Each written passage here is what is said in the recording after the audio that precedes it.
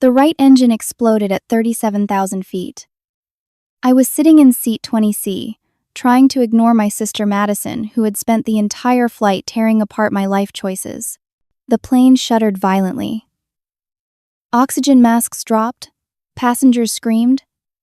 Through the chaos, the captain's desperate voice crackled over the intercom. "This is an emergency. If there is anyone with flight experience on board, we need you immediately.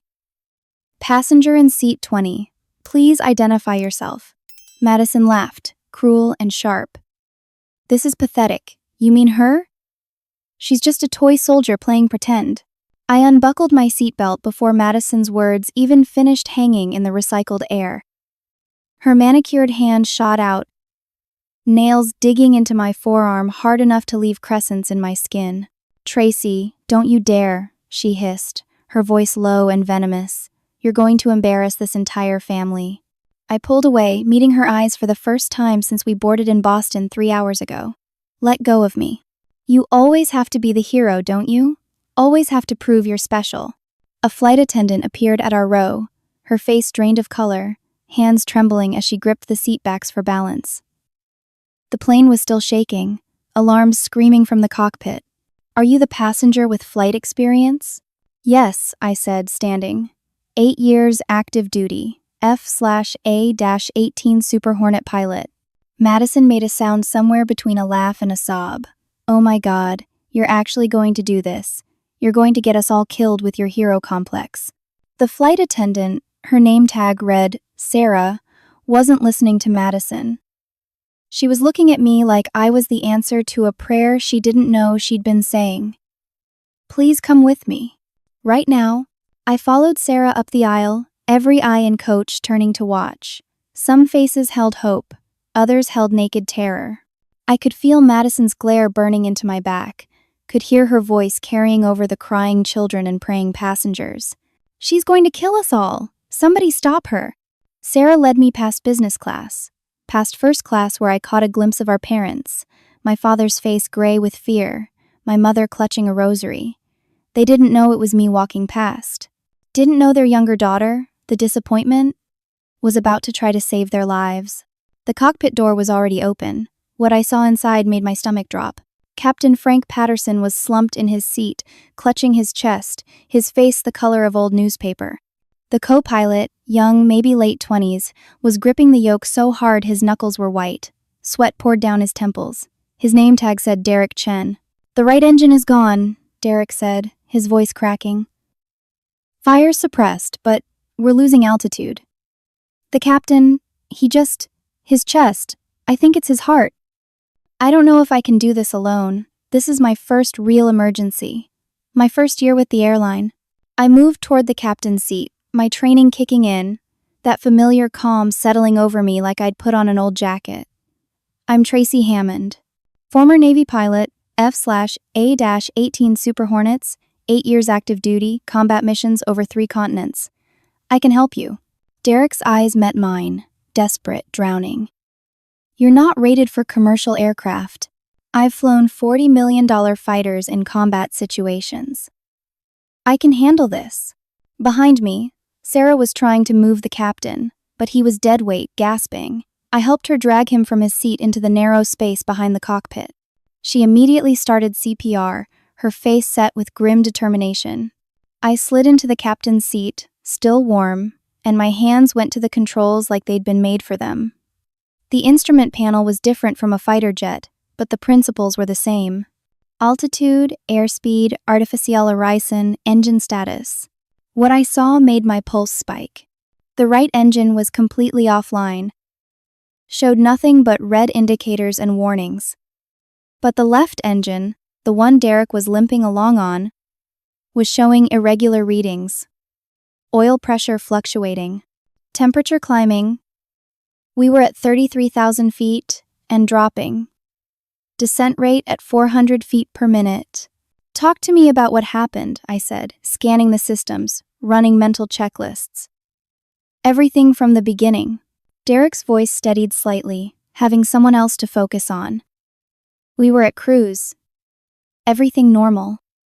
Then there was this sound, like like a shotgun going off. The plane shook. Right engine it died. Captain tried to restart it. Couldn't. Then he grabbed his chest and that's when I called for help.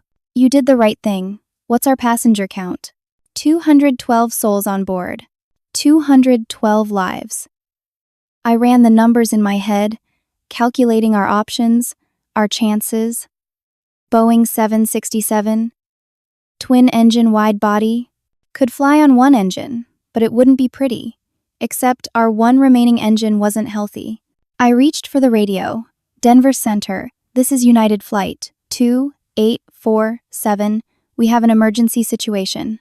Right engine failure, captain incapacitated, requesting vectors to nearest suitable airport and full emergency services.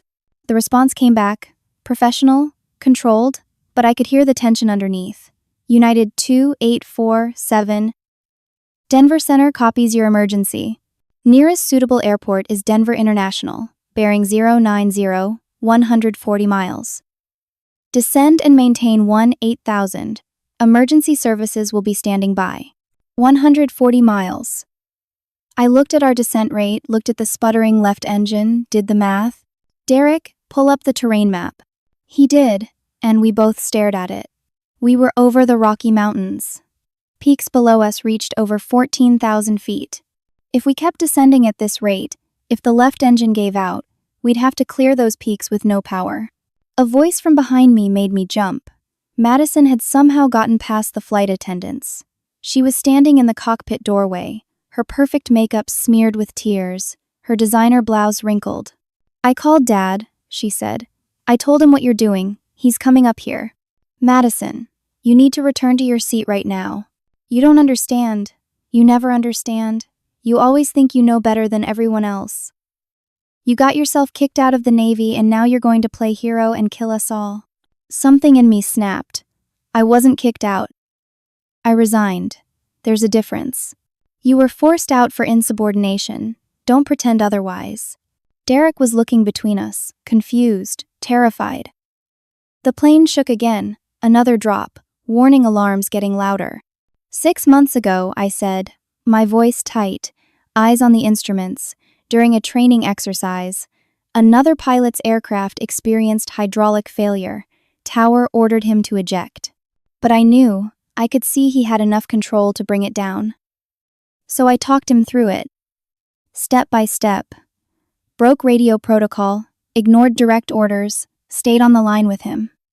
He landed safely, walked away without a scratch. I got written up, given a choice. Accept a desk job or resign. I chose to resign because I wasn't going to sit behind a desk when I could be in the air where I belonged. Madison's face twisted. You always have an excuse. Always a justification for why you can't just be normal. Normal? I looked back at her. Madison, get out of this cockpit right now or I swear to God I will have you physically removed. We are in an emergency situation and you are interfering with flight operations. Before she could respond, the left engine made a sound I'd been dreading, a grinding, metallic shriek that meant bearing failure. The plane lurched. Warning lights flashed across the panel like a Christmas tree. Engine oil pressure was dropping fast. Temperature spiking. The tachometer was showing irregular RPMs. Oh no, Derek whispered. Not both engines. Please not both. I keyed the radio. Denver Center, United 2847, left engine showing critical failure, oil pressure dropping, we may lose all engine power. Requesting immediate clearance for emergency approach to any available field. United 2847, copy. Stand by. Madison's voice had gone quiet, small. Tracy, what's happening? What's happening is, you need to get back to your seat right now, put your seatbelt on and let me work. A senior flight attendant, name tag reading Mark, appeared and took Madison's arm firmly. Ma'am, you cannot be here. Come with me. As they disappeared, I heard Madison's voice rising again. She's making it worse. Can't you see? Somebody has to stop her. Derek turned to me and I saw something in his eyes I recognized from my own mirror on bad days. Doubt, fear, the weight of lives depending on decisions made in seconds. Hey, I said, Look at me. What's your first name? Derek. Derek, I need you with me. I can't do this alone. We're a crew now. You and me. We're going to get everyone on this plane safely on the ground. But I need you to trust me, and I need you focused. Can you do that? He took a shaky breath, then nodded. Yes, I can do that. Good. Now pull up Eagle County Regional Airport. It's closer than Denver, and with this engine failing, closer is better. He pulled it up on the navigation display. Eagle County Regional, 96 miles bearing 085. I looked at the specs. Runway 8,000 feet long. That was short for a 767.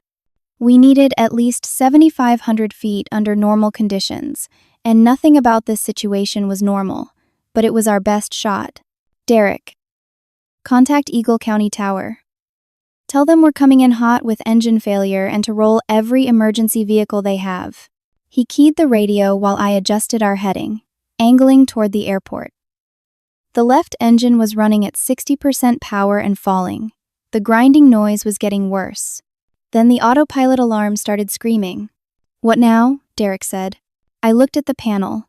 Hydraulic system Alpha was showing red. Complete failure. Bravo system was yellow. Partial failure. That meant limited control surfaces, limited braking, limited everything. We just lost primary hydraulics, I said, fighting to keep my voice calm. Derek, try to get a read on hydraulic system, Charlie. He checked. Charlie's holding at 75%. Okay, that's okay. We can work with that. I was lying. Sort of. 75% on one hydraulic system with a failing engine and a short runway in the mountains was not okay. But Derek needed to believe we had a chance because we did. A slim one. The plane dropped again. Sudden and violent. 28,000 feet. I could feel the airframe straining, could hear the engine's death rattle. My father appeared in the cockpit doorway. Robert Hammond, 68 years old, retired insurance executive. The man who told me I was wasting my education when I joined the Navy. Tracy Marie Hammond, step aside and let the qualified pilot handle this. I didn't take my eyes off the instruments. Dad, Derek is the qualified commercial pilot. I'm the qualified military pilot. Between us, we have this handled. You need to return to your seat. You threw away your career. You embarrassed this family. And now you're going to compound that by playing hero when you have no idea what you're doing. I have every idea what I'm doing. I've logged over 3,000 flight hours in combat aircraft. I've landed on carrier decks at night in storms. I can land this plane. You're being reckless, just like always. Something inside me, something that had been building for 32 years, finally broke free. Dad, I love you. But if you don't leave this cockpit right now, everyone on this plane dies. Including Mom, including you, including Madison and her perfect life that you're so proud of. Your choice. Stay and doom us all, or trust me for once in your life. He stared at me, his face working through emotions. Fear, anger, and something that might have been shame. He left. Derek let out a breath. That was your father? Yeah. Family dynamics are fun, right? If we survive this, I'm getting therapy. If we survive this, I'm buying you a drink first. The radio crackled. United 2847 Eagle County Tower, we copy your emergency. Be advised, current weather conditions, wind 090 at 25 gusting to 45. Visibility, 1 mile in heavy rain. Runway 25, 8,000 feet available. Emergency equipment is rolling. I looked at Derek. You catch all that? Heavy crosswinds, minimal visibility, short runway. This is insane. This is Tuesday. Now help me run the emergency checklist. We need to prepare for landing gear deployment. We ran through the checklist, calling out items back and forth, falling into the rhythm of crew coordination. My hands moved over the controls with the muscle memory of thousands of hours. Fighter jets, trainers, simulators, all of it coming back. At 24,000 feet, I reached for the landing gear lever. Deploying landing gear for systems check, I said. I pulled the lever. The nose gear indicator showed green, locked and down. The main landing gear indicators stayed dark. I stared at them, willing them to light up. Nothing. Derek, check the alternate gear extension. He went through the procedure. Still nothing.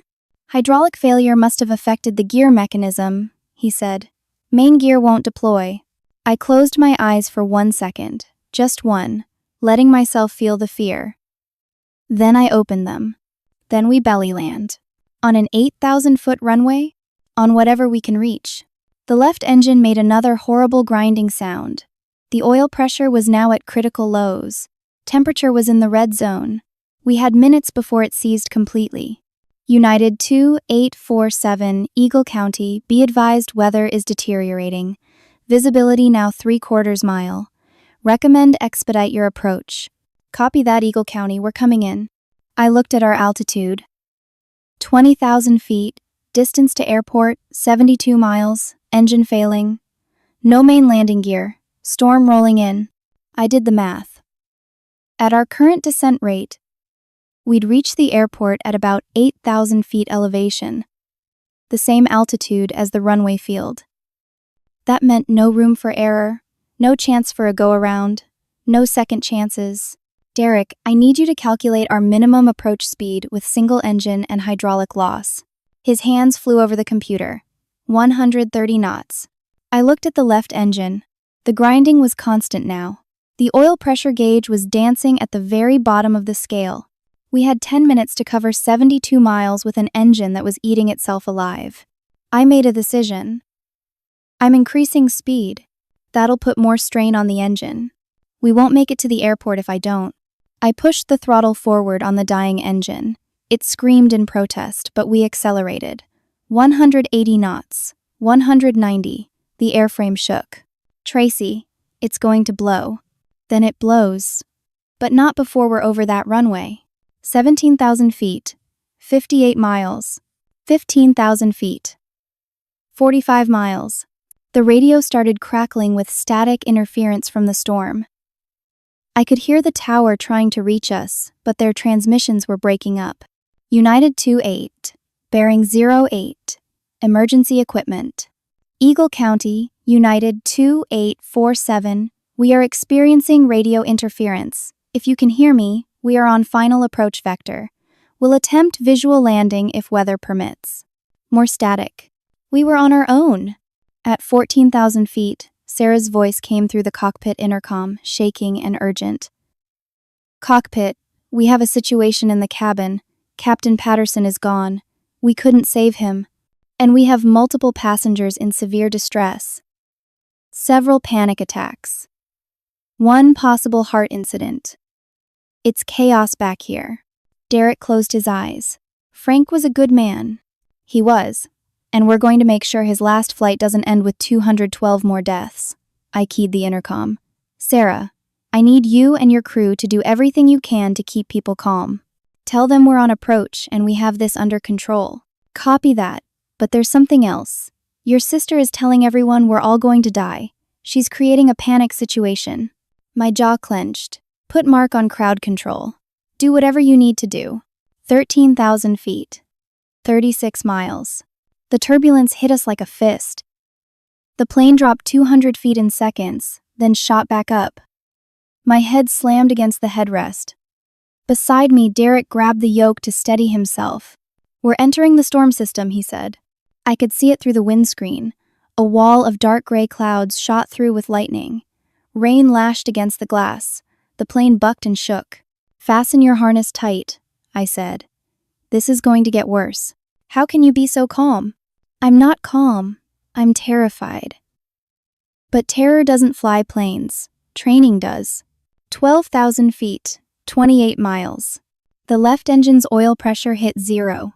Temperature gauge was maxed out in the red zone. The grinding sound reached a fever pitch, then suddenly smoothed out. That was worse. That meant the bearings had failed completely. The engine was running on borrowed time, seconds maybe.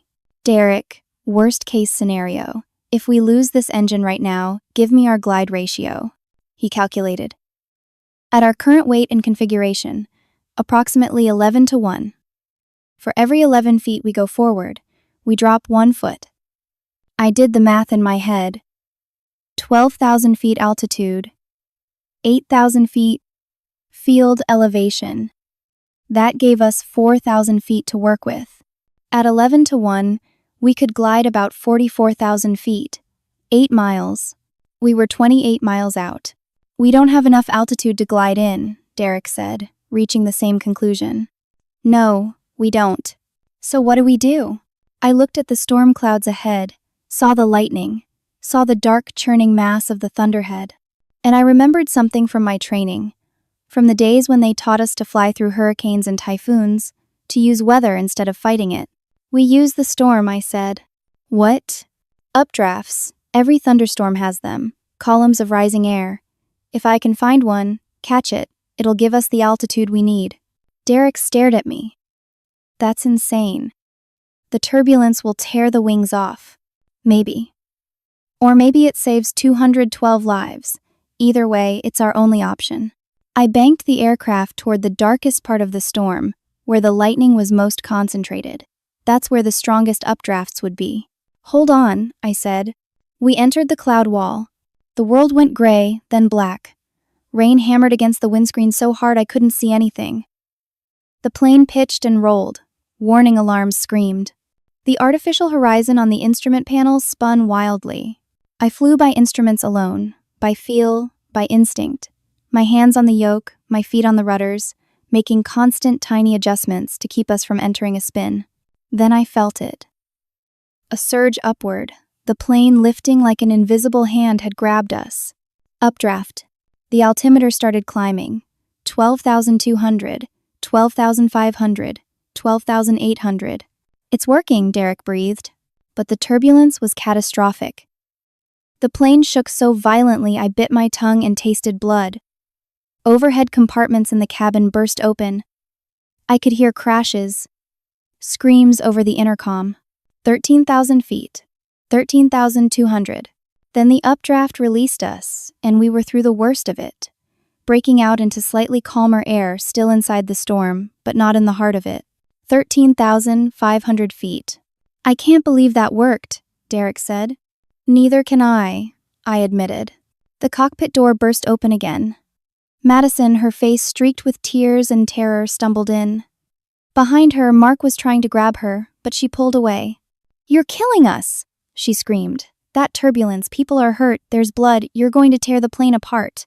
I didn't have time for this. I was flying through a thunderstorm with a dying engine and no margin for error. Madison, get out! No, you've always done this. Always had to prove you're special, you're brave, you're better than everyone else. She lunged for the yoke, actually grabbed it, trying to pull it. The plane dipped left suddenly, violently. I shoved her away with my right hand while fighting the controls with my left, my feet dancing on the rudder pedals to compensate. Let go, I roared. Sarah appeared, she and Mark together managing to pull Madison back. But Madison was hysterical now, fighting them. You've always been jealous of me, she screamed. I have everything you don't. A husband, children, a real career, and you can't stand it. I got the plane level again, hands shaking with adrenaline. You want to know the truth, Madison?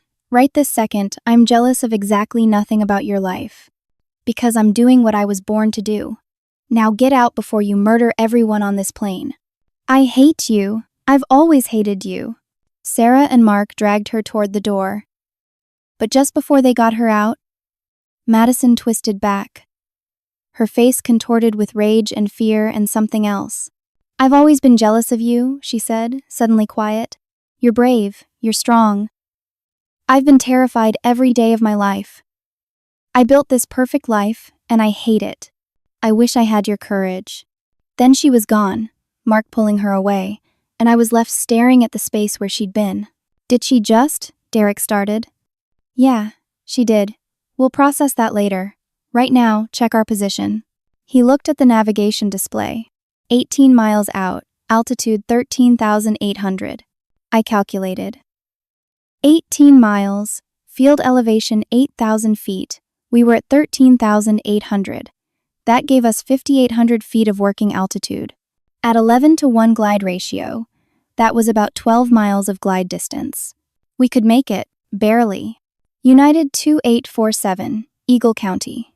The radio was clearer now, we were closer. Weather update, Winds now 090 at 30 gusting to 50. Visibility half mile. Heavy rain. Advise your intentions. I keyed the mic. Eagle County, United 2847 is 15 miles out. Single engine operation, hydraulic failure, landing gear failure. We are committed to belly landing on your grass parallel to runway 25. Request foam on surface and all emergency equipment standing by. There was a pause. Then, United 2847, Eagle County copies. Foam trucks are rolling. Emergency equipment in position. Field elevation is 8,600 feet. Altimeter 2992. Wind check. 090 at 35 gusting to 52. You are cleared to land any runway, any surface. God be with you. Copy that, Eagle County. I looked at Derek. Time to prepare the cabin. You make the announcement. He picked up the PA handset. His voice was steadier than I expected. Ladies and gentlemen, this is First Officer Chen. We are on final approach to Eagle County Regional Airport. Due to equipment malfunctions, this will be an emergency landing. When I give the command, assume the brace position, heads down, hands over your heads. Stay in that position until the aircraft comes to a complete stop. Follow all crew member instructions. We're going to get through this together. He put down the handset and looked at me. You really think we can do this? I don't think. I know. I've done harder. Like what? Like landing an F/A-18 on a carrier deck at night in a storm with a failing engine and battle damage. This is just a bigger plane on a bigger runway. That's not comforting. It wasn't meant to be. It was meant to be true. 10 miles out. 13,000 feet. The left engine was making sounds I'd never heard before. Grinding, whining, occasionally popping. But it was still producing thrust. Barely. I started my descent, dropping at 800 feet per minute, balancing speed and altitude perfectly. 8 miles out, 11,000 feet. The rain was so heavy now I could barely see. I was flying on instruments, trusting the navigation computer. Trusting my training. 6 miles out, 9,000 feet. Tracy, the gear. Should we try one more time? Yes. Hit the manual release. Derek pulled the emergency landing gear lever. We both watched the indicators. Nose gear stayed green. Main gear stayed dark. Still nothing, he said. Then, we belly land. Start the emergency checklist. Flaps to landing configuration. Flaps to 30. Engine thrust to minimum necessary. Throttle back. 4 miles out, 8,500 feet. The airport should be visible soon, but all I could see was gray rain and clouds. 3 miles out, 8,200 feet. I have the runway on instruments, Derek said. 2 miles, bearing 085. Copy that. Calling for visual. 2 miles out, 8,000 feet. And then, like a curtain parting, we broke through the lowest cloud layer. There it was. The runway, a strip of gray in the storm, emergency vehicles lined up along the sides, their lights flashing. And in the middle of the runway, a small private jet, sitting at an angle, obviously disabled. No, Derek whispered. No, no, no. The tower came on. United 2847, be advised. We have a disabled aircraft on runway 25, attempting to clear it now, but you need to abort. Abort. Abort. I looked at the runway. At the jet blocking our path. At our altitude and speed. Abort meant going around. But we had no engine power to climb. Aborting meant crashing into the mountains. Eagle County, unable to abort.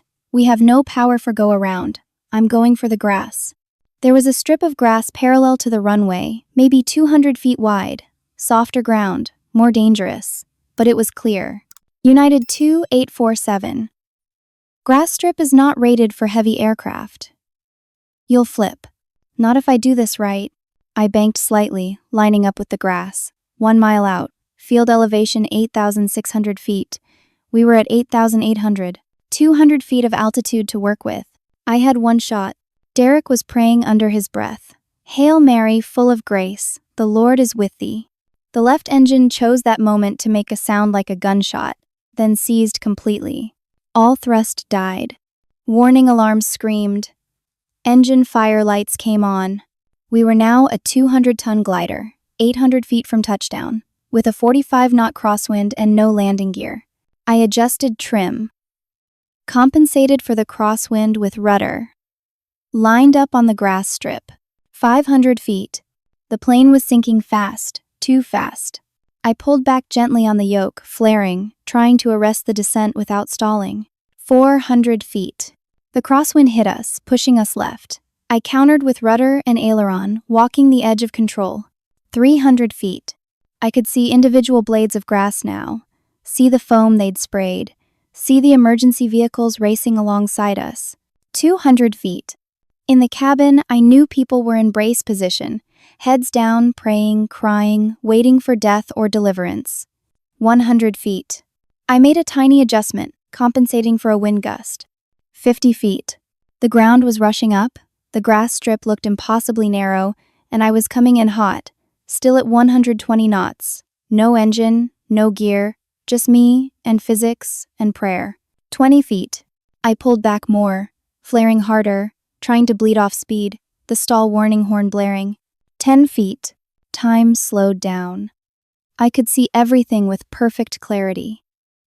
Every raindrop on the windscreen, every blade of grass. Derek's hands gripped on his yoke. My own reflection in the glass, face set, jaw tight, eyes focused. I thought about my mother and father in first class, about Madison and her confession, about 212 souls who'd climbed aboard this plane in Boston expecting nothing more dramatic than a flight delay and bad airline food. I thought about the pilot I'd saved 6 months ago by breaking protocol, about the court-martial proceedings, about the choice they gave me, about every choice I'd made that led to this moment. 5 feet. I whispered, "Come on, baby. Fly for me one more time." And the belly of the Boeing 767 kissed the grass at 110 knots. The impact was nothing like I expected. In the simulators, belly landings were always catastrophic, metal shrieking, fire, destruction. This was different. The fuselage met the foam-covered grass with a long, grinding roar, like the earth itself was exhaling. Sparks showered from beneath us, visible through the side windows, a cascade of orange and white in the gray storm. The plane shuddered, the airframe groaning under stresses it was never designed to handle. I kept both hands on the yoke, fighting to keep the wings level. If a wingtip caught the ground, we'd cartwheel, and cartwheeling at 110 knots meant everyone died. "Spoilers!" I shouted. Derek hit the spoiler control. The panels on top of the wings shot up, killing our lift, adding drag. The plane settled harder onto its belly, the grinding sound intensifying. 100 knots. 925 knots. The grass was acting like a brake, better than I'd hoped, but we were still moving fast, too fast. I could see the end of the grass strip approaching, and beyond it, a drainage ditch and a line of pine trees. Deploy emergency brakes on nose gear. Derek hit the button, the nose wheel, the only gear we had, locked up. The plane shuddered harder, yawing slightly left. I corrected with rudder. 80 knots, 70 knots. The end of the grass strip was 300 feet away. 250, 200. I feathered the rudder, playing it like a musical instrument, using every ounce of drag I could find. The plane was sliding now, a 200-ton sled on wet grass and foam. 60 knots, 50 knots. 150 feet from the ditch. Derek was gripping his seat, not praying anymore, just holding on. 100 feet. 40 knots, 35 knots, 75 feet. 30 knots, 25 knots. 50 feet from the trees, I could see individual pine needles, see the rough bark, see the branches that would tear through our fuselage if we hit them. 20 knots, 15 knots. 25 feet from disaster. 10 knots, 5 knots. And then, like someone had pulled an emergency brake on the universe itself, we stopped. The Boeing 767 came to rest 42 feet from the drainage ditch, sitting on its belly in the grass, surrounded by foam and rain and flashing emergency lights. Silence. No engine noise, no alarms, just the sound of rain on the fuselage and Derek's breathing beside me. "We're down," he whispered. "We're down and we're alive. Holy Mother of God, we're alive." I sat back in the captain's seat, my hands starting to shake for the first time. Adrenaline dump. I knew it was coming. Had felt it before after combat missions. The shaking would get worse before it got better. But we weren't done yet. Through the windscreen, I could see emergency vehicles surrounding us. Fire trucks, ambulances, airport rescue equipment. But I could also see smoke rising from the left engine housing. And I could smell it. Electrical fire, burning insulation, fuel vapor. I checked the instruments. We still had battery power. The auxiliary power unit, the backup system that provided emergency electrical power, was active, but it was showing irregularities. Voltage fluctuations, temperature climbing, and the APU was located right next to the fuel tanks. Derek, we need to evacuate. Now. I grabbed the PA handset. This is the cockpit. Evacuate immediately. Use all exits. Leave all belongings. Get out of the aircraft now. Crew initiate emergency evacuation procedures. Derek opened the cockpit door. I could hear the cabin, the sounds of organized chaos. The flight attendants were doing their jobs, voices firm and commanding over the passenger panic. Exit rows, open your doors, inflate the slides, move, move, move. Leave everything, get to the exits. Help the person next to you. Go, go, go. Derek looked at me. We should go too. You go. I need to check something. Tracy, the plane could catch fire. I know. That's why I need to check the APU. If it's sparking near the fuel tanks, we have to shut it down or the whole thing explodes. And there are still people in the back of the plane. I can hear them. Then I'm staying with you. No, you're getting out. You have a family, a life. This is on me. You saved everyone on this plane. Let someone else be the hero now. But he left anyway, because he had to. Because the training says pilots evacuate last, but they evacuate. I was alone in the cockpit. I pulled up the systems panel, looked at the APU status. Temperature was in the yellow zone, climbing toward red. Voltage was spiking and dropping erratically. And there was a warning light I'd never seen before. A red indicator that said, APU fire detection system fault. That meant, if there was a fire in the APU compartment, the automatic suppression might not work. I had to shut it down manually. But the APU controls weren't in the cockpit. They were in the electronics bay, a cramped access space below and behind the flight deck. Through the windscreen, I saw Derek on the ground, being led away by emergency workers. He turned back, looking at the plane, looking for me. I grabbed the emergency fire extinguisher from its mount, took one last look at the instruments, and climbed down from the captain's seat. The cockpit door was open. The cabin was a mess. Overhead compartments hanging open, oxygen masks dangling, personal items scattered everywhere. But it was almost empty. The evacuation was working. Almost empty. At the back of the plane, I could see 3 people still struggling toward the exit. An elderly woman in a wheelchair, being helped by a young man. And one of the flight attendants, Sarah, helping them. I ran down the aisle, slipping on spilled drinks and scattered magazines. Sarah, get them out. The slide won't hold the wheelchair. We're trying to figure out how to get her down. Leave the chair. Carry her if you have to. Just move. Sarah and the young man lifted the elderly woman between them and headed for the exit. I waited, counting seconds in my head, smelling the smoke getting stronger. They reached the exit, jumped onto the slide, disappeared from view. The plane was empty except for me. I ran back toward the cockpit, looking for the electronics bay access. Found it. A small hatch in the floor behind the pilot seats. Pulled it open. Smoke billowed out, thick and black. I pulled my shirt up over my nose and mouth, grabbed the fire extinguisher, and dropped down into the bay. The heat hit me immediately. It was like climbing into an oven. The smoke was so thick I couldn't see 2 feet in front of me. My eyes burned. My lungs screamed for clean air. I felt my way along the wall, found the APU control panel by touch. The metal was hot under my fingers. I could hear crackling, see orange flickers in the smoke, small fires starting. I aimed the extinguisher at the flames, pulled the trigger. White foam shot out, covering the fires, smothering them. The crackling stopped, but I could still see sparks from the APU unit itself. Found the emergency shutdown switch. Big red lever, protected by a safety cover. flipped the cover up, pulled the lever down. The APU wound down, the humming that I'd barely noticed suddenly absent. The sparking stopped. I did it, the plane was safe, no explosion. But now I couldn't breathe. The smoke was too thick. I'd been down here too long.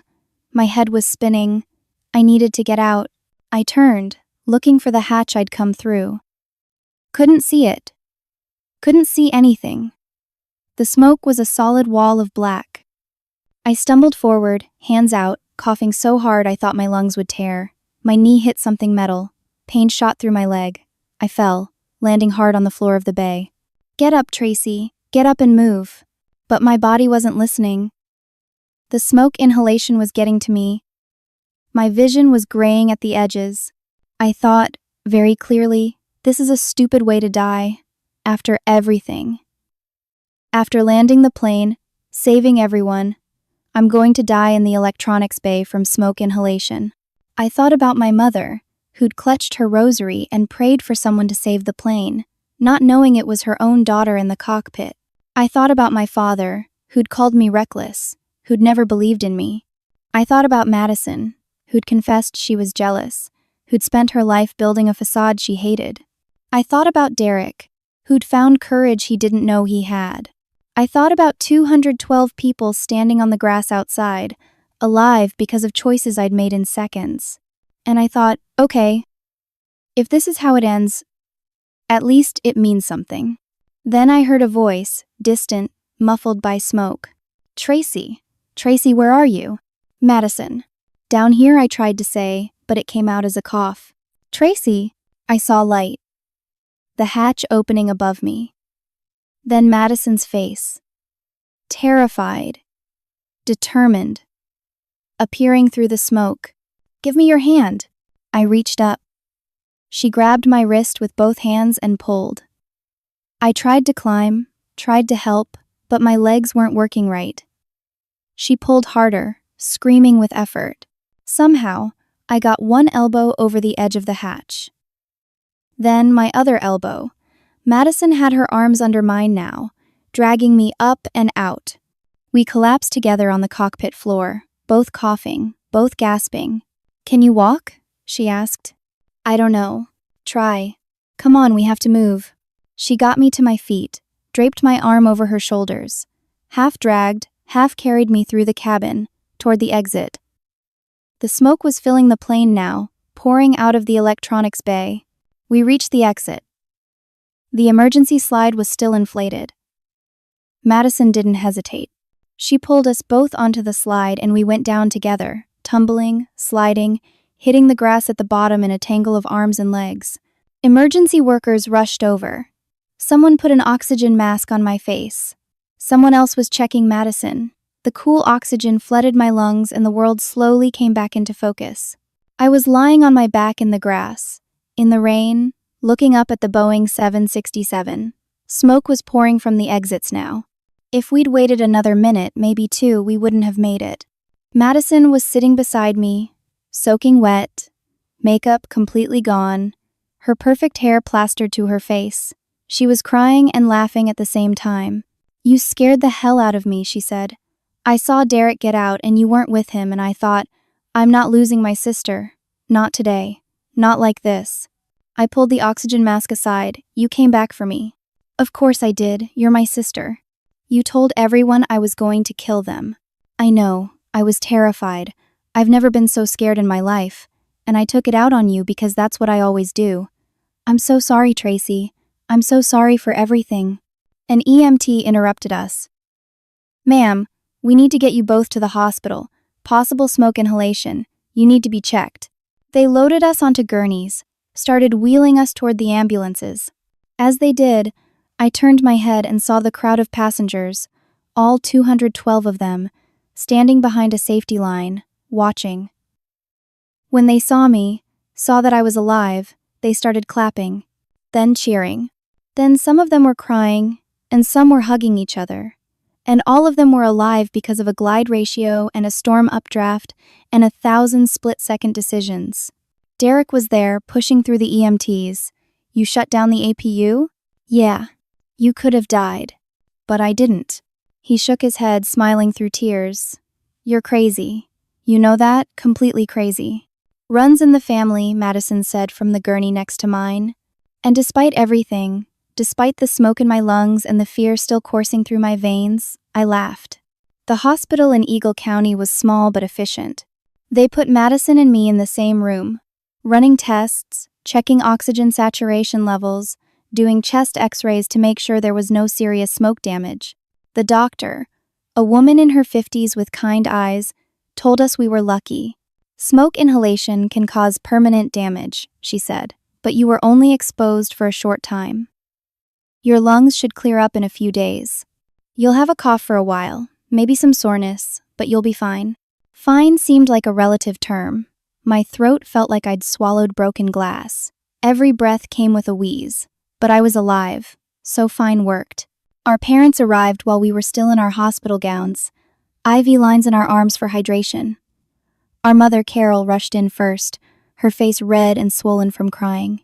She grabbed both Madison and me, pulling us into an awkward three-way hug that hurt my ribs, but I didn't care. My girls, she kept saying. My girls, my girls. Our father stood in the doorway, and when I looked at him, I saw something I'd never seen before. Robert Hammond was crying. Not just tears in his eyes, but actually crying, his shoulders shaking. He walked slowly to my bedside and dropped to his knees. Tracy, he said, his voice breaking. Tracy, I'm so sorry. I'm so sorry. Dad, it's okay. No, it's not okay. Nothing about this is okay. You saved our lives. You saved everyone. And I told you to step aside. I called you reckless. I've spent years making you feel like you weren't good enough, like your choices were wrong, like you were somehow less than your sister. And you just proved that you're the bravest person I've ever known. I'd imagined this conversation 1,000 times in 1,000 different ways. In my imagination, I always had the perfect response, something profound and meaningful. But sitting there in a hospital gown with an IV in my arm, all I could say was, I just did what I was trained to do. You did more than that. You took a dying aircraft through a thunderstorm with no power and landed it on grass with no landing gear. Do you understand how impossible that is? It was actually a 1 in 8 chance, statistically speaking. Madison laughed from the next bed, then coughed. Still calculating odds even now. That's so you. My father reached out and took my hand. His was shaking. I was wrong about everything. About the Navy, about your choices, about who you are. Can you forgive me? I squeezed his hand. There's nothing to forgive, Dad. You were scared. Fear makes us say things we don't mean. I meant them at the time. That's what makes it worse.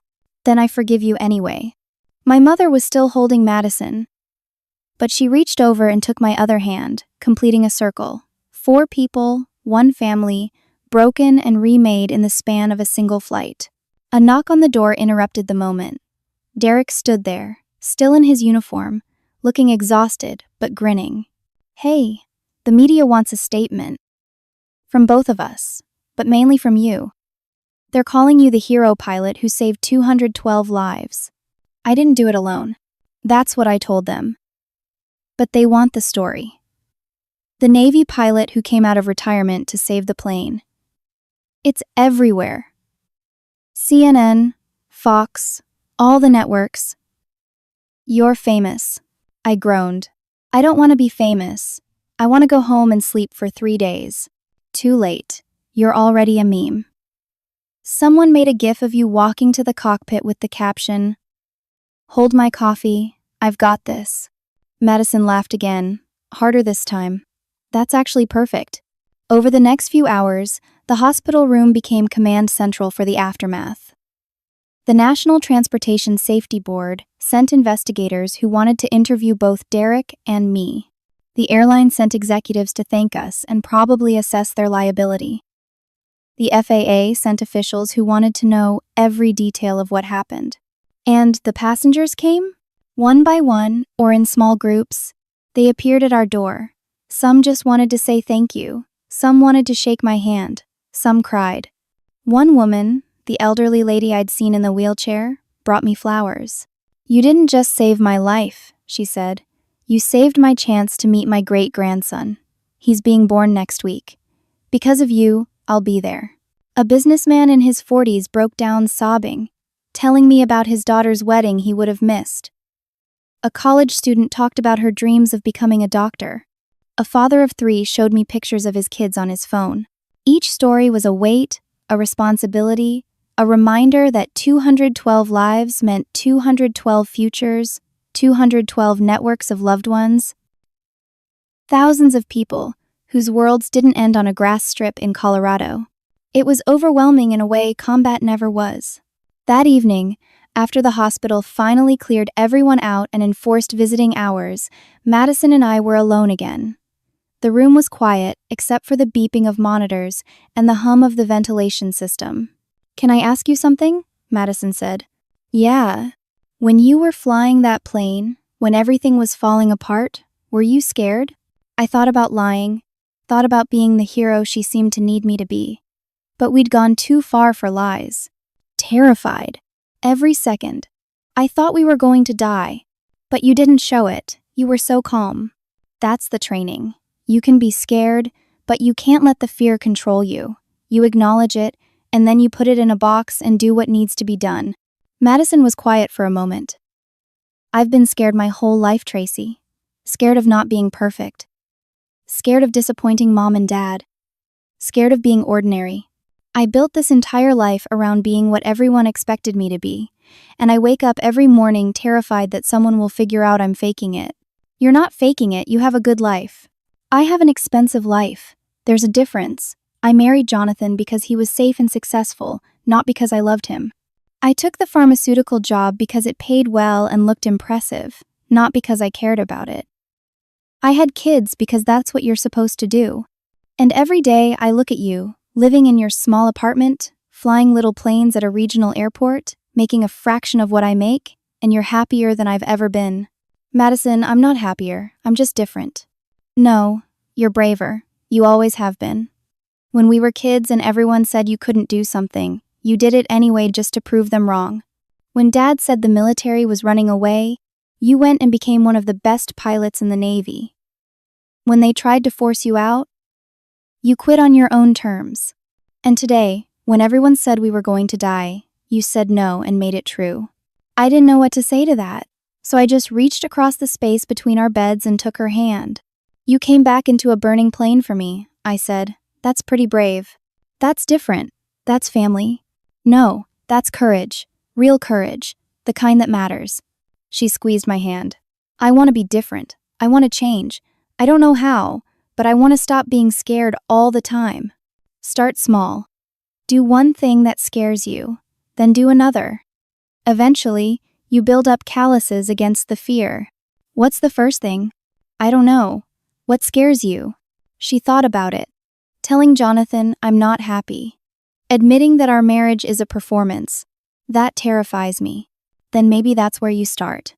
We talked for hours after that, the way sisters should, the way we hadn't since we were kids, about her marriage, her job, her kids who she loved but felt disconnected from. About my life, my loneliness, my uncertainty about what came next, about our parents and their expectations, and the weight of living up to someone else's idea of success. Sometime around midnight, a nurse came in and scolded us for not sleeping. We promised we would. Then as soon as she left, we kept talking. It felt like making up for 20 years of distance in one night. And maybe that's what it was. Maybe surviving death together gave us permission to be honest in a way we'd never been before. The next morning, they discharged us. The airline sent a car to take us to a hotel where they'd arranged rooms for all the passengers while they figured out how to get everyone to their final destinations. Derek and I had a joint press conference scheduled for that afternoon. I didn't want to do it. Public speaking terrified me in a way flying through thunderstorms never did. But Derek said we owed it to people to tell the story. So I agreed. The press conference was in a hotel ballroom packed with reporters, cameras, lights. Derek and I sat at a table with microphones, facing a wall of questions shouted all at once. The airline's PR person managed to get some order, and the questions started properly. "Captain Hammond, can you walk us through what happened when the engine exploded?" "First Officer Chen, what was going through your mind when the captain collapsed?" "Captain Hammond, Is it true you used updrafts from a thunderstorm to gain altitude? First Officer Chen, some people are calling this a miracle. What do you say to that? Derek answered that one. It wasn't a miracle. It was training, skill, and a lot of luck. Captain Hammond's experience made the difference. Without her, I don't know what would have happened. A reporter in the front row leaned forward.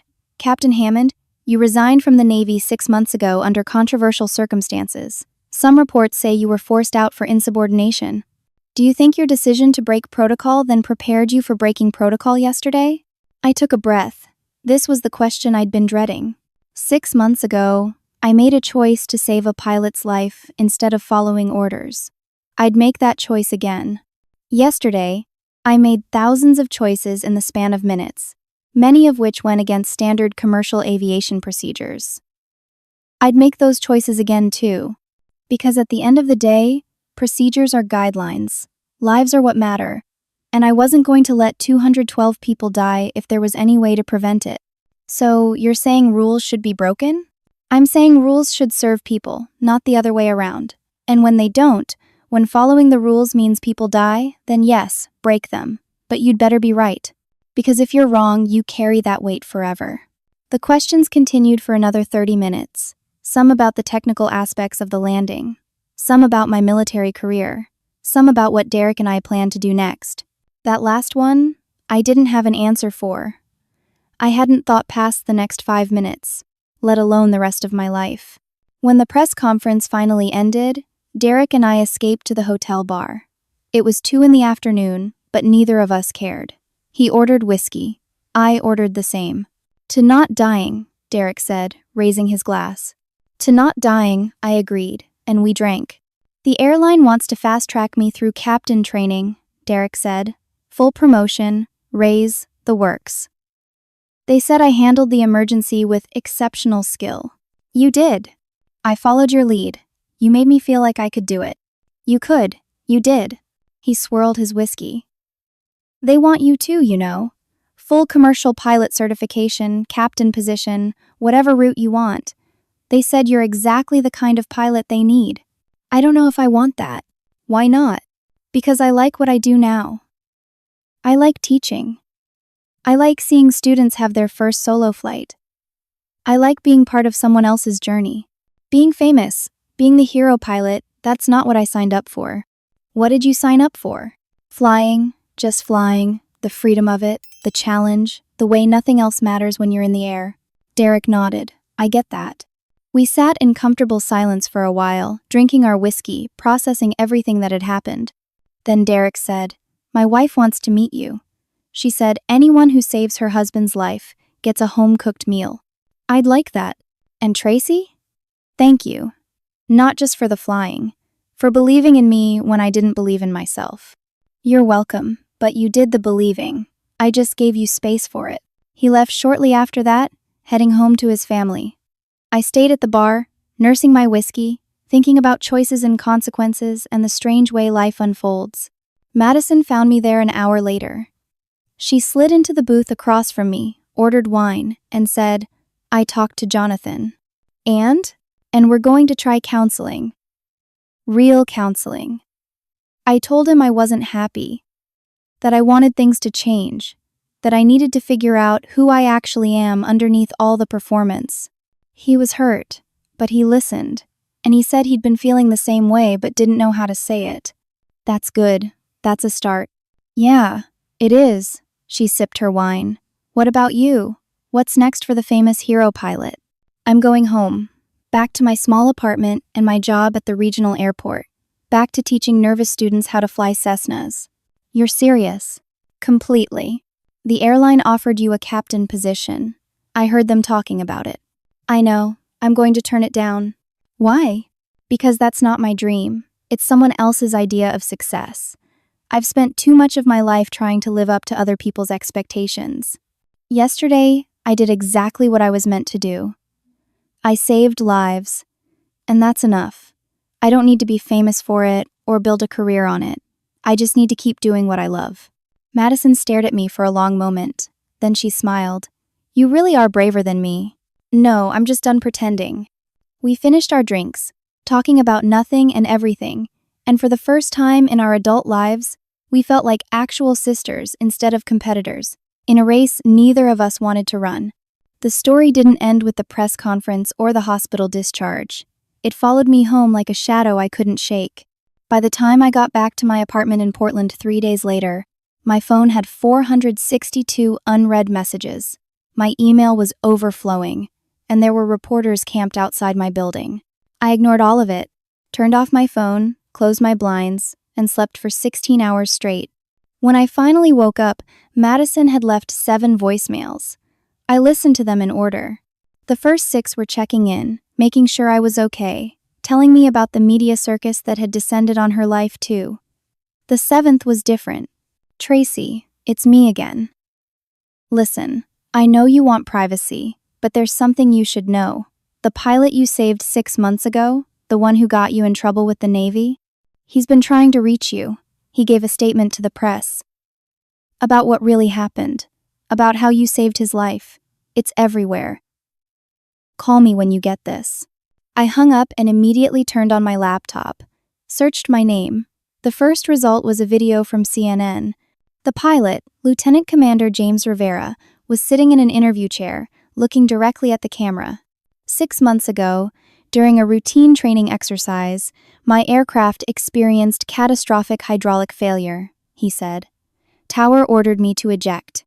But Captain Tracy Hammond, who was monitoring the exercise from another aircraft, saw something the tower didn't. She saw that I still had partial control. She broke radio protocol and talked me through an emergency landing. Step by step, adjustment by adjustment, she guided me down. I landed safely, because of her. The interviewer asked, but she was reprimanded for that? She was brought up on charges of insubordination, given the choice between a desk job or resignation. She chose resignation rather than compromise her principles.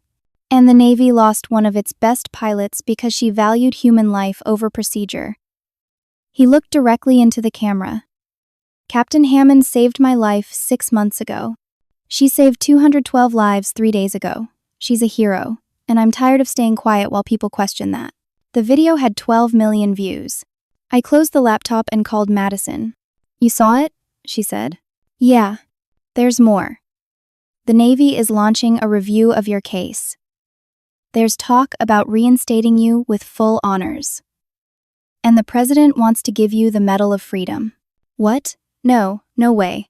Tracy, you don't get to say no to the president. Watch me. But of course, I couldn't. 2 weeks later, I found myself in Washington, D.C., standing in the White House, wearing a dress Madison had bought me because I didn't own anything appropriate, about to receive a medal I didn't want for doing something I would have done anyway. The president was kind. She shook my hand, said something about courage and service, and hung a medal around my neck, while photographers captured every moment. Derek was there too, receiving his own award. We stood together, 2 people who'd shared 10 impossible minutes, now sharing this strange spotlight. Afterward, at the reception, I found myself surrounded by politicians and military brass, all wanting to shake my hand, all telling me how proud they were. I smiled and nodded and counted the minutes until I could leave. Then I saw her, Admiral Susan Reeves, the woman who'd presided over my court-martial proceedings. She approached slowly, her dress uniform immaculate, her expression unreadable. Captain Hammond. Admiral, I'm not a captain anymore. Yes, you are. As of this morning, your resignation has been rescinded. You've been reinstated with full rank and back pay. If you want it, I stared at her. Why? Because we were wrong. Because rules exist to protect people, and we use them to punish you for doing exactly that. Because the Navy needs pilots like you more than it needs perfect protocol compliance. She paused. And because you proved something 3 days ago that some of us forgot, that training and instinct and courage matter more than any checklist. I don't want to come back. I know, but the offer stands. Whenever you're ready. If you're ever ready, she extended her hand. Thank you for your service, Captain. All of it. I shook her hand and she walked away, leaving me standing there with a medal around my neck and a decision I didn't want to make. Derek found me on the balcony outside the reception hall, looking out over the DC skyline. You okay? He asked. They want me to come back. Full reinstatement. Are you going to? No, I don't think so. That part of my life is over. Even though they're admitting they were wrong, especially because they're admitting they were wrong, I don't need their validation anymore. I know who I am. I know what I did. That's enough. Derek leaned on the railing beside me. The airline called me again. They're still offering you the captain position. I told them you'd probably say no, but they wanted me to ask anyway. You told them right. So what are you going to do? Go home, go back to teaching, live my life. That simple? That simple. But it wasn't simple. It was never simple. The media attention continued for months. I did a few more interviews, mainly to talk about aviation safety and the importance of training. I turned down a book deal, 3 movie offers, and speaking engagement invitations from every major corporation in America. I just wanted to fly. 6 months after the emergency landing, life had finally started to return to something resembling normal. I was back at the regional airport, teaching students, doing what I loved. The famous hero pilot thing had faded to occasional recognition in grocery stores and coffee shops. Madison and I talked every week. She and Jonathan were working through their issues. She'd started therapy, was figuring out who she wanted to be instead of who she thought she should be. She even came to visit, let me take her up in a small Cessna, and didn't panic once. I get it now, she said when we landed. Why you love this, it's freedom. Yeah, it is. My parents had become different people. Proud, supportive. My father called every Sunday just to talk. My mother sent care packages. We were building something new, something better than what we'd had before. And then, on a Tuesday afternoon in October, I got a call from the NTSB. The final report on the emergency landing was complete. They wanted to debrief with me. I met with them in a conference room at their regional office. They walked me through the report page by page. The conclusion was clear. The landing should have been impossible. The combination of engine failure, hydraulic failure, weather conditions, and runway constraints meant the statistical probability of survival was less than 3%. So how did we make it? I asked. The lead investigator, a man named Thomas who looked like he hadn't slept in 6 months, leaned back in his chair. You did things no commercial pilot would have attempted. You flew into a thunderstorm to gain altitude. You belly landed on grass instead of aborting. You used techniques from military aviation that aren't taught in commercial flight training. Technically, you broke about 24 FAA regulations. Am I in trouble? No, because you saved 212 lives. But Captain Hammond, I need to understand something. When you made those decisions, did you think about the rules you were breaking? No. I thought about the people on that plane. I thought about the physics of what was possible. I thought about my training and my experience. The rules didn't matter. The outcome did. He nodded slowly. That's what I thought. And that's what makes you different. Most pilots would have frozen. Would have followed the checklist even though the checklist didn't apply. You threw out the checklist and wrote a new one in real time. I did what needed to be done. Yes, you did. He closed the report. For what it's worth, we're recommending significant changes to emergency procedure training based on your actions. You've probably saved more than 212 lives. You've changed how we think about emergency response. I left the meeting feeling strange. Validated but also unsettled. I'd spent my whole career following rules, trusting procedure, believing in the system. And then in one day, I'd thrown it all out and survived because I did. What did that mean for the next 20 years? The next crisis? The next impossible decision? I didn't have answers. I just had questions and a small plane and a sky that always welcomed me home. A year after the emergency landing, I was invited to speak at a naval aviation conference in San Diego. I almost said no. But Derek had encouraged me to go. Said it might give me closure on that part of my life. So I agreed. The conference was massive. Hundreds of pilots from all branches of the military, all aviation backgrounds. When I arrived, people recognized me immediately. Some wanted autographs. Some wanted photos. Some just wanted to shake my hand and say they'd heard about what I did. My speech was scheduled for the final day. The night before, At the conference banquet, I sat at a table with other former military pilots. We swapped stories, compared aircraft, talked shop, in the way only pilots can. Then a voice behind me said, "Captain Hammond?" I turned. Lieutenant Commander James Rivera stood there, the pilot I'd saved 6 months before the emergency landing. I hadn't seen him since the CNN interview. "Call me Tracy. I'm not a captain anymore." "Well, I am, but I'm not. It's complicated." He laughed. "Can I join you?" Of course. He sat down, and we talked. About his life since the emergency landing. About his continued career in the Navy. About his daughter who wanted to be a pilot because of me. "I owe you everything," he said. "My life, my career, my family. All of it. You don't owe me anything. I did what anyone would have done." "That's not true. Most people would have followed orders. Let me eject. Played it safe. You took a risk because you believed in me more than I believed in myself. I just saw what the tower couldn't. That you had control. No. You saw who I could be. And you helped me become that." He paused. "That's what you do, isn't it? You see potential in people, and you push them to reach it. Derek. Me. Your students. You don't just teach flying, you teach courage." I didn't know what to say to that. So I just nodded and changed the subject. My speech the next day was to a packed auditorium. 1,500 pilots, all there to hear about the emergency landing, about the decisions I made, about how I broke every rule and survived. I stood at the podium, looking out at all those faces, and for a moment I was back in the cockpit, feeling that same weight of responsibility. Then I started talking. A year ago, I was sitting in seat 20C on a commercial flight, trying to ignore my sister's criticism when an engine exploded. I'm not going to walk you through the technical details of what happened next. You've all read the reports. You've seen the news coverage. Instead, I want to talk about something else. About the moment when you have to decide between the rule and the right thing.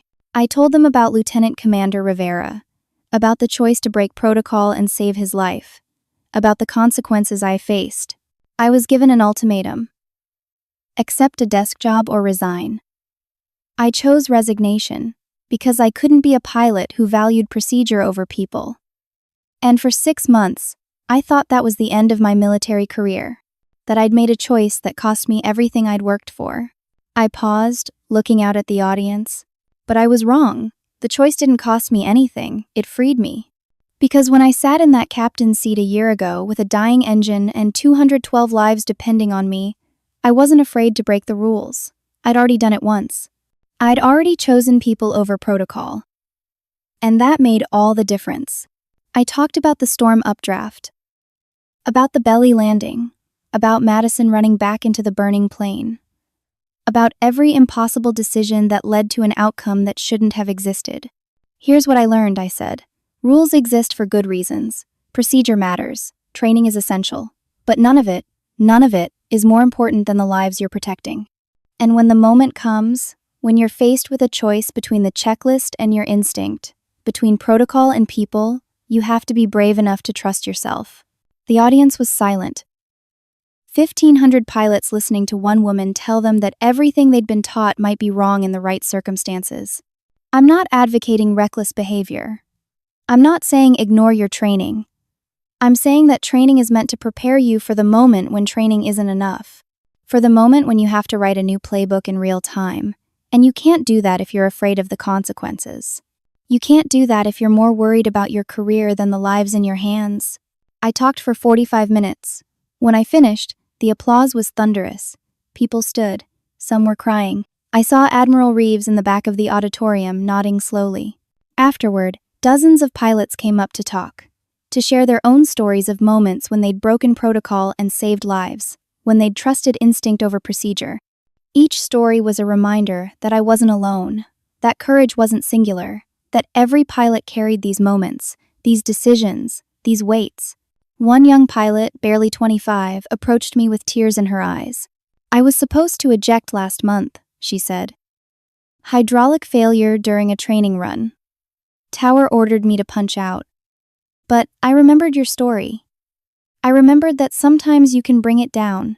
So I did. And I'm still flying because you showed me it was possible. I hugged her, this stranger, who was also a sister in a very specific way. I'm glad you made it. I'm glad you showed me how.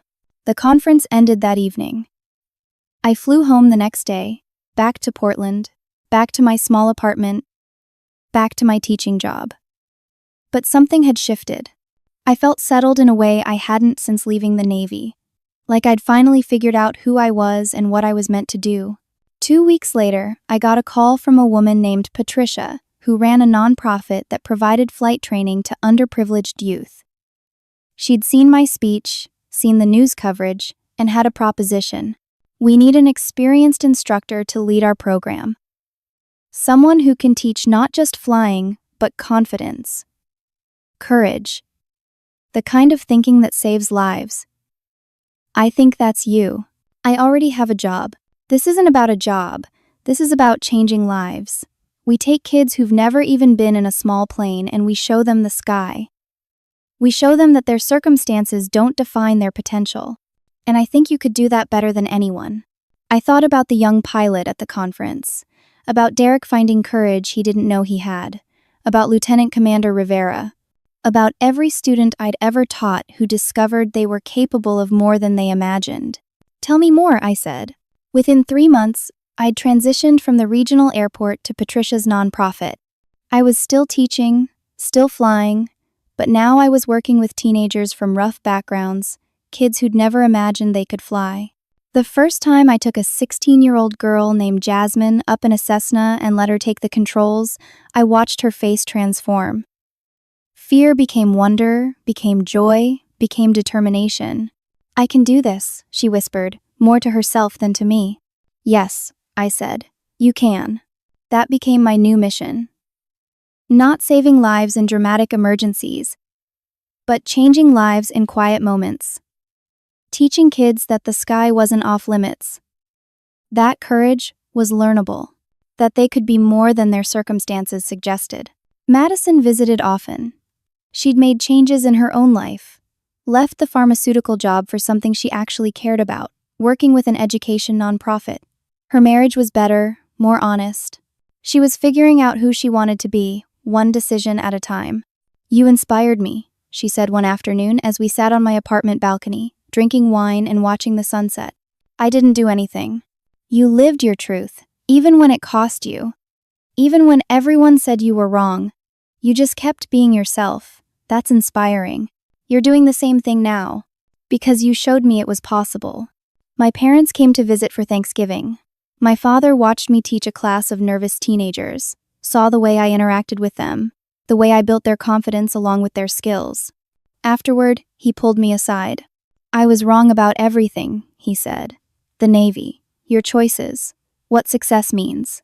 You're not just a good pilot, you're a good person. And I'm sorry it took me so long to see that. You're seeing it now.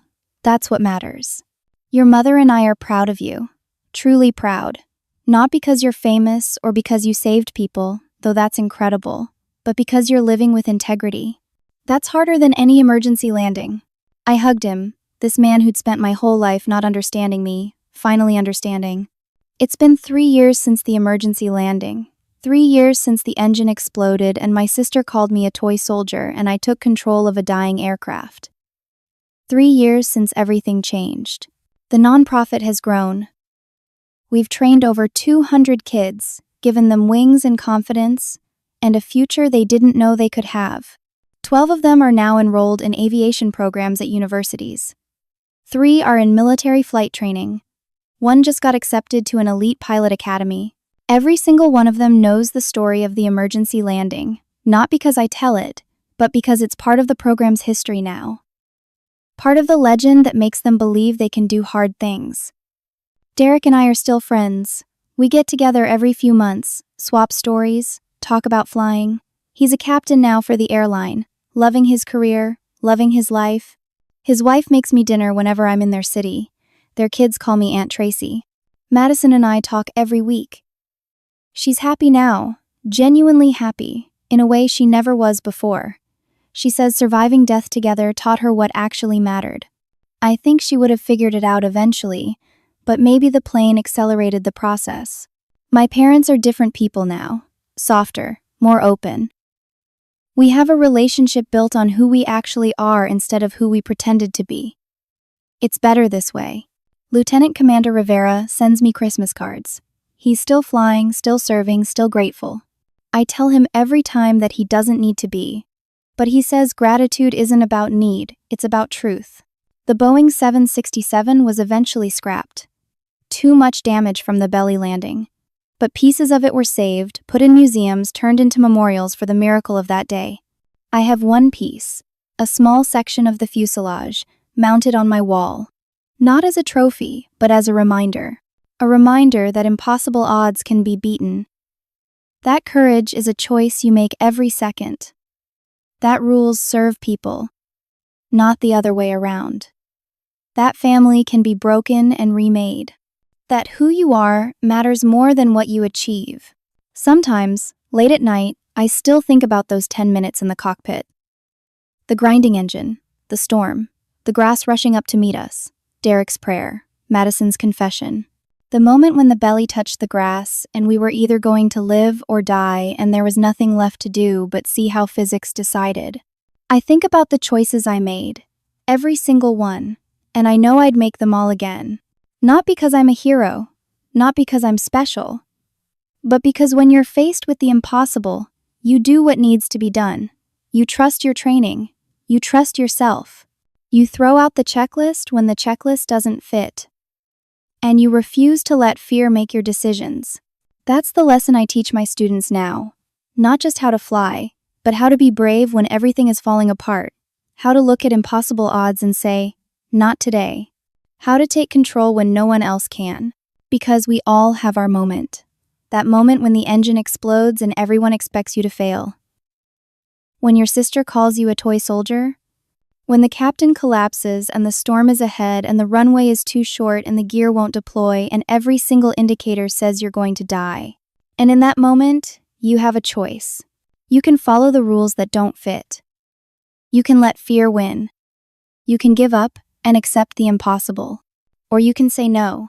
You can find the updraft in the storm. You can land on grass when the runway is blocked. You can go back into the burning plane for your sister. You can save 212 lives because someone has to, and it might as well be you.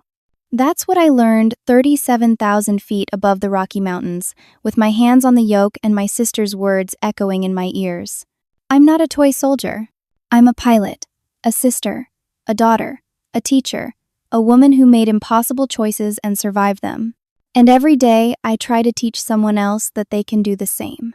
Because courage isn't something you're born with, it's something you choose, again and again and again, in big moments and small ones, when people are watching and when no one will ever know. You choose to be brave. You choose to do what's right instead of what's easy. You choose to trust yourself when everyone else doubts you. And sometimes, if you're lucky, that choice saves lives. But even when it doesn't, even when no one notices, even when there's no medal or news coverage or applause, that choice changes you. Makes you into someone who can look in the mirror and know they did their best. That they stood up when it mattered. That they were true to who they are. That's enough. That's everything. 3 years later, I'm still flying, still teaching, still choosing courage over fear. Still proving to myself and anyone watching that ordinary people can do extraordinary things when they refuse to accept the impossible. My sister doesn't mock me anymore. My father doesn't doubt me. My mother doesn't pray for me to be different. And I don't need their validation, but it's nice to have it. Because at the end of the day, I know who I am. I'm Tracy Hammond. I'm a pilot, and I saved 212 lives because someone had to. And I'd do it again. So here's my question to you. Wherever you are, whatever you're facing, what's your impossible moment? What's the thing you think you can't do? What's the fear holding you back from becoming who you're meant to be? Because I promise you, you're capable of more than you know. You're stronger than your doubts. You're braver than your fear suggests. And when your moment comes, when your engine explodes and everyone expects you to fail, I hope you remember this story. I hope you remember that a woman who was called a toy soldier took control of a dying plane and brought 212 people home safely. Not because she was special, but because she chose to be brave. You can make that choice too. Every single day. Starting right now. If this story touched you, if it made you think about your own impossible moments, I'd love to hear from you in the comments. What's the bravest thing you've ever done? What's the fear you're ready to face? Share your story. Let's build a community of people who choose courage. And if this story inspired you, please hit that like button and subscribe to this channel. Share it with someone who needs to hear that they're capable of more than they think. Because that's how courage spreads. One story at a time, one person at a time, one choice at a time. Thank you for listening to my story. Thank you for being here. Thank you for being someone who believes that ordinary people can do extraordinary things. Keep flying, keep choosing courage, keep proving that impossible is just another word for not yet. Until next time, this is Tracy Hammond, reminding you that you're braver than you know. And when your moment comes, you'll be ready.